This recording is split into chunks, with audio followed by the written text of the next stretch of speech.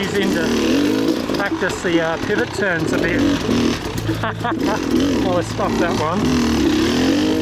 Ooh, uphill log.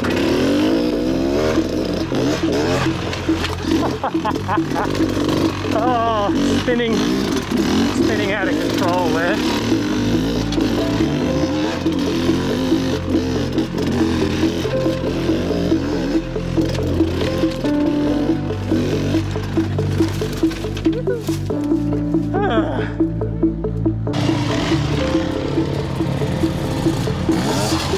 Today we are heading for our off-camber suspended log. Quite a few guys have been over the handlebars already. And for some reason, Chris is keen to hit the same log with the DRZ.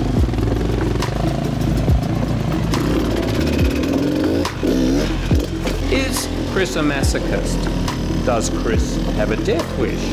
Who knows? But it will certainly be worth filming. And if he doesn't survive, I can always sell it as a snuff film. As I've said in previous vids, the DRZ is not really set up for off-road riding. Chris commutes on the yellow bushpig and usually trundles out on the highway for these rides. So he's got these half-worn D606 dual sport knobbies at 16 psi and carries a lot of fuel, usually in a safari tank, so he can ride back home on the highway. The bike is already heavy. Sometimes he's carrying an extra 10 litres of fuel compared to us. Talk about a handicap.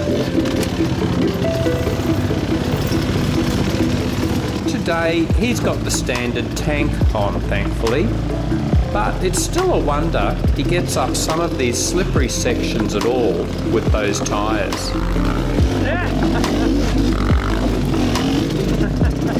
The rooster! Back to the off-camber suspended log. Let's revisit some previous attempts.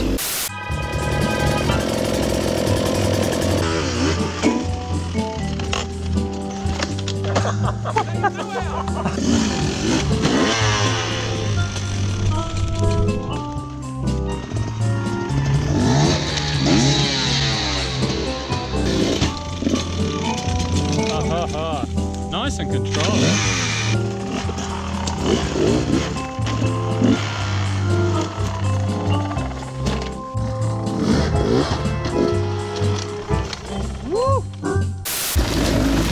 We have covered 10 different ways to get over logs, but for most logs you really just need to know two techniques: the punch technique for smaller logs and the skid plate or bash plate technique for the big mothers. Here are the basics from our old training vid. Using the skid plate is a trials technique for log hops, where you can balance on the log without putting a foot down, then choose to move off the log when ready. It's generally the easiest way to tackle large logs with a reasonable amount of speed. And most importantly, if you don't know what's on the other side, it gives you a chance to stop on top of the log to see what dangers lurk on the other side. As with any wheelie, weight the pegs to compress the suspension, then apply throttle and move your body weight back as the suspension rebounds. You want the front wheel to barely touch the log. Ideally, it should clear completely. The good news, it's almost impossible to flip the bike. The front automatically comes down when the rear wheel hits. We two-stroke riders are less likely to bash our exhaust pipes on big logs if we can lift that front wheel higher. Start with aiming to stop and balance on top of the log. It can take a while to gauge how much speed is needed to do this on large logs. Scott shows how it's relatively easy to just jump off and hold the bike if you don't have enough speed. Man, that vid looks so old. Slippery! Slippery, isn't it? Yeah. I might go back and start redoing those earlier training vids. I've got much better video footage now, plus in a lot of cases we have learned new stuff by hanging around Tim Coleman and other shady characters. But again, back to our log. The safest way to prevent going over the handlebars is to stop on top of the log, then ease the bike down. But with a suspended log, it's hard to gauge the exact speed needed to do this.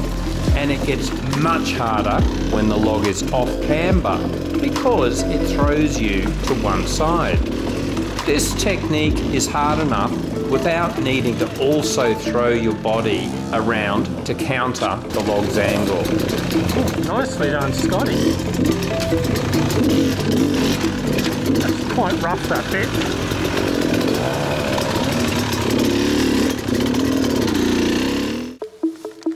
Okay, here is the infamous log in question. First victim, Jason on the cross trainer. Ouch. Wow, well, that's usually why we put a spotter there, actually.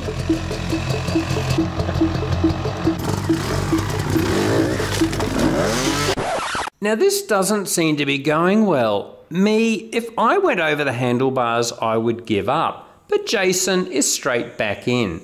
Is this immense courage or mindless optimism bordering on a mental illness? And Jason maybe needs to be medicated. I'll let you be the judge. Okay? Stop. That full step game to see that. I was like, oh, that. And now the DRZ. Incredibly, Chris is opting for almost no run-up and starting with a static balance. Second gear? Interesting choice.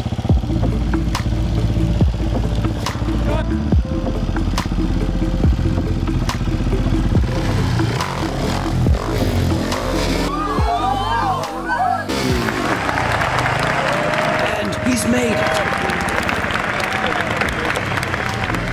Let's see that again. This really is a sterling effort. Ben is next. He's been over the bars here a lot, so he takes it easy. Next is Scott.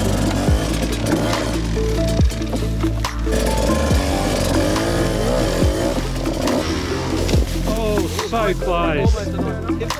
Really close. He is determined to find that speed that lets him stop on top of the log, then ease it down.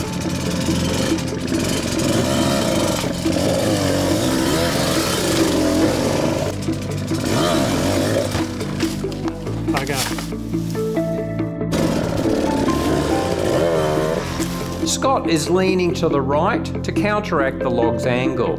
Too much speed to stop on top though. Let's see if he survives this one. Oh, nice! Woohoo! Oh, look at that pivot turn.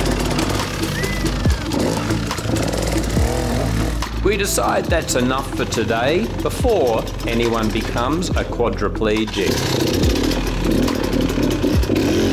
I'm going to see if I can do this vertical face from a standstill. Did I make it? Yeah, you'll get that. No. As for me, I seriously doubt I'll do this log. Even with braces, it won't take much to really damage my already dodgy right knee. It's turning out to be a great excuse for wimping out on all sorts of challenges.